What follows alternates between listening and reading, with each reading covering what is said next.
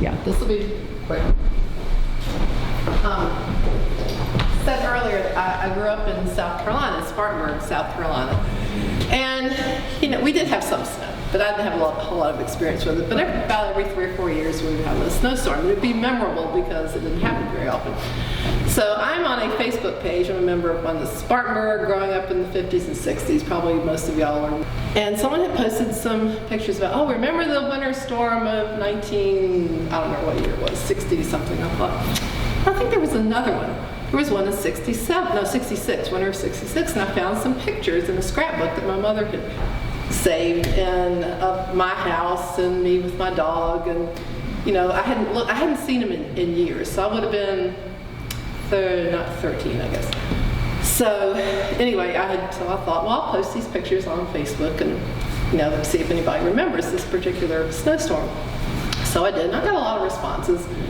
And somebody said, well, you remember the snowstorm of such and such year? I said, yeah, I remember that one, because there were some woods across the street from my house, and I was probably about 7 or 8, so maybe younger. And there were some kids next door. Why we had a sled, I have no idea, but somebody brought out a sled. And there was a path through the woods that went down, kind of a curvy path like this, and everybody was sledding. And so I begged them, please let me go on the sled, please let me go on the sled. And they said, okay, all right. So the boys next door, I said, okay, we'll put you on the sled. So I didn't realize when you got on the sled that you had to turn it.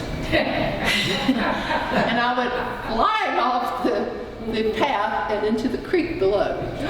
And I was soaking wet, and I was crying, and I was upset. And all I remember is the boys from next door, the 2 brothers, just doubled over laughing. And so I'm remembering this story, but I do think they took me home, and somebody said, oh, did you live at 607 Crystal Drive? Because I was friends with the guys next door at 605 Crystal Drive. And I said, oh yeah, that was the Letts boys, definitely. They were the ones who did that. And I have reconnected with those guys. I hadn't talked to them in years, and I said, I forgive you, you did take me home to my mother.